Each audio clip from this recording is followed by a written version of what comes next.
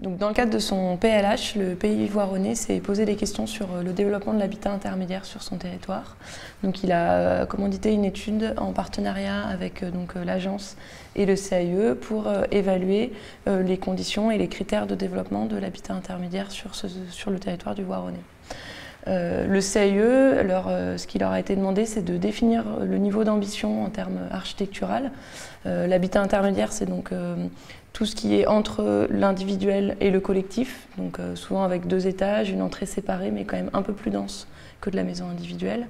Et donc, il devait définir le niveau d'ambition et aussi un modèle d'habitat intermédiaire propre au Voironnais. À l'agence, ce qui nous a été demandé, c'est, sans vouloir être rabat-joie, mais c'est de confronter ce modèle-là à la réalité des marchés immobiliers dans le Voironnais.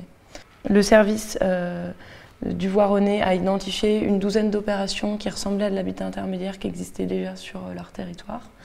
Donc on a interrogé les promoteurs qui avaient développé ces opérations, c'était des promoteurs nationaux et locaux.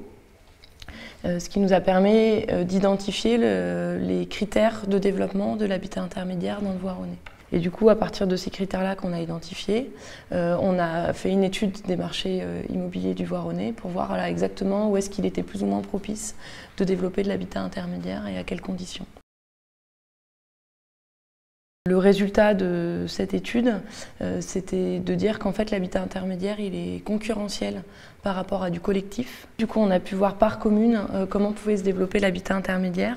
Et les communes qu'on voit en rouge, c'est celles où c'est un territoire qui sont très favorables pour le développement de l'habitat intermédiaire sans intervention de la collectivité. C'est d'ailleurs dans ces communes-là qu'on avait déjà vu des opérations d'habitat intermédiaire se développer. C'est presque pareil pour les communes en orange foncé, c'est peut-être un poil moins favorable, mais voilà, ça peut aussi très bien se développer, peut-être avec des prix un tout petit peu en dessous. Dans les communes en jaune, en fait, c'est les communes où il y a beaucoup d'habitat il y a un marché individuel très développé, mais le marché de l'individuel est assez cher. Donc en fait, il y a une opportunité de développer de l'habitat intermédiaire qui va être un peu moins cher que les maisons. Et du coup, c'est intéressant parce que ça permet d'attirer d'autres types de ménages, ça permet d'offrir une opportunité de s'installer aux primo-accédants ou aux ménages modestes. Et donc, par contre, dans les communes qui sont au nord, donc là, on a presque que de l'habitat individuel, un marché uniquement en individuel, et en plus avec des maisons qui sont un peu moins chères. Donc, c'est plus difficile de développer de l'habitat intermédiaire. Pour autant, c'est pas pour ça qu'il ne peut pas y en avoir, ça veut plutôt dire qu'il va falloir avoir une implication de la collectivité.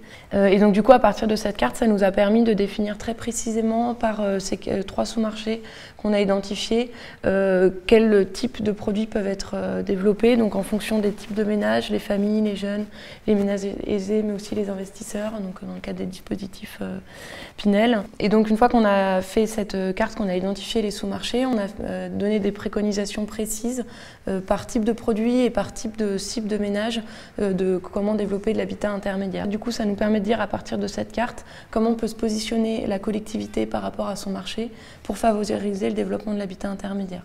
C'est-à-dire qu'il faut plutôt adapter le PLU, enfin le règlement d'urbanisme, pour pouvoir favoriser, mais inciter ces opérations.